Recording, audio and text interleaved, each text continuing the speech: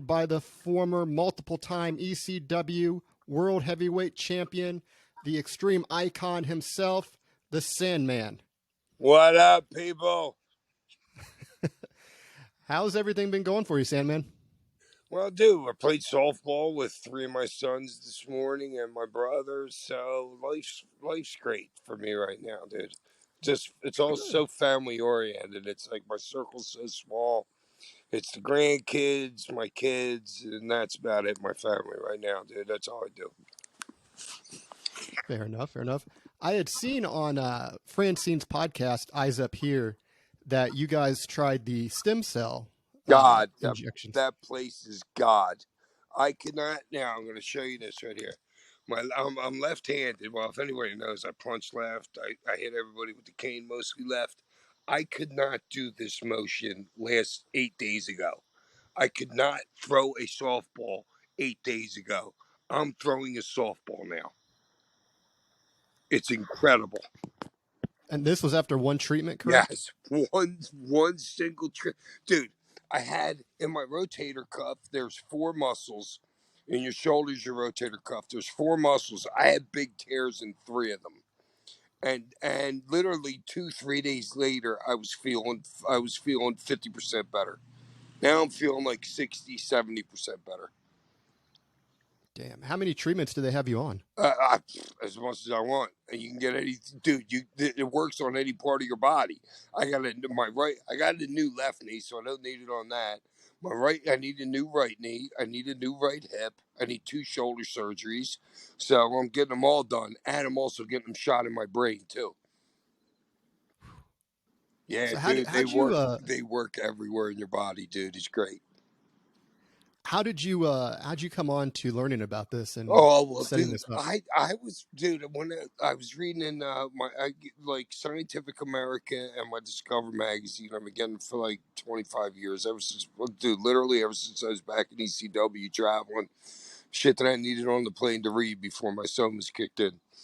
Um, but yeah, I knew about stem cells way back then, and I knew because they were using them in the Arab Emirates. Joel Embiid, our 7'2" center for the Philadelphia 76ers, was getting these things a couple years ago in the Arab Emirates when he went over there for like 6 months.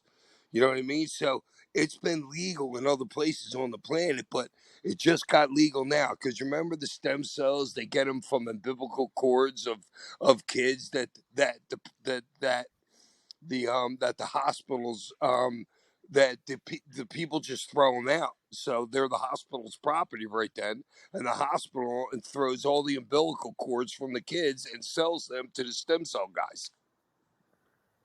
And that's where the problem was in the United States. You know what I mean? Hey, can you do this? Can you do that? You know what I mean? But now that it's cleared, and they're the only place in the country that has a system like this right now. I'm glad it's had such a profound effect on you. I know you've definitely taken such a beating over the course of your career, and it's nice to see you doing much better now. Yeah, I still can't play golf again yet, but and golf, dude, being on the softball field with 3 of my sons, being on there with 5 of them would be better, but the other 2, well, one of them's too young to play right now. He's only 14, and my brother and that on the golf course are the greatest days in the world to me. So that's what I just love to do: play ball with my kids, play golf with my kids. Well, I wanted to touch upon some of your time in ECW. Most notably, you've been in an ECW locker room, TNA locker room, WWE, and WCW. I was curious if you could kind of describe to me the difference in the atmospheres in each locker room, No, for dude, better or for worse. what are you kidding me?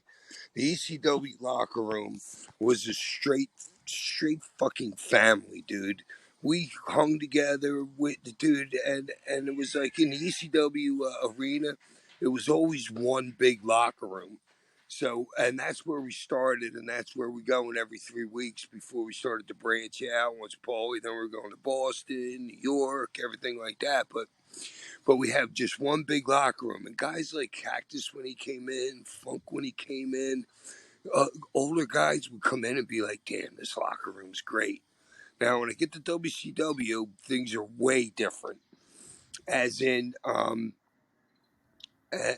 as in like guys are worried about their spot and stuff like that. You know what I mean? Like, hey, these guys are coming in, taking away my TV time and stuff like that. But it was nowhere near as bad as WWE, dude. WWE, every single one of us hated being in the locker room because it was so cutthroat. Everybody's like walking on eggshells, walking around. You know what I mean? Everybody's like in the because there's like 5 different writers and shit like that. Everybody's in the writers' ears. And yeah, the WWE locker room was horrible. I hated being there the whole time. Me and A Sabu, lot. we wouldn't even dress in the WWE locker room. We would go out and find a stairwell, and we would dress under a stairwell and not even hang out in their locker room. Was it just like they were treating you guys differently Well, because you were no, from they weren't. ECW? Well, one, they're treating you because you're coming in and taking away TV time from people. You know what I mean? So yeah, but besides that, but they treat you differently. Like here, I'll give you an example, like the Miz, which I call your typical tool bag. Miz comes up to me one day when they moved me to Raw. So they called me and they said that they were doing that draft, which I didn't even know was happening. And they drafted me from ECW to Raw. And I fucking called up Johnny Ace and I'm like, dude, well, Mark Carano called me first. I'm like, dude, I don't want to go to Raw. I'll be the only guy that I don't know anybody there. And then I called Johnny Ace. I'm like, dude, I don't want to fucking go to Raw. I want my release. Johnny's like, fuck. I swear to God, I asked him for my release. That was 1 of 3 times I asked him for my release. And Johnny's like, no, Hack, don't worry about it. Everything's gonna be fine. So I'm like, yeah, all right. And then and then I was like, all right, I want a salary raise. So they gave me a salary raise, fucking up 50,000 a year right then. And and that's so I went to Raw, but I hated it there. Luckily, they put me with Carlito, who was so easy. You know what I mean? And we went out there and we did nothing. You know what I mean? But I didn't like being at Raw at all. Dude, Raw was like horrible. The money's great. Now let me tell you, when you get the paycheck's God.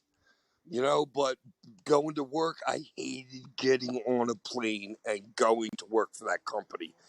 I was miserable the whole time I was there. Once they fired Sabu, remember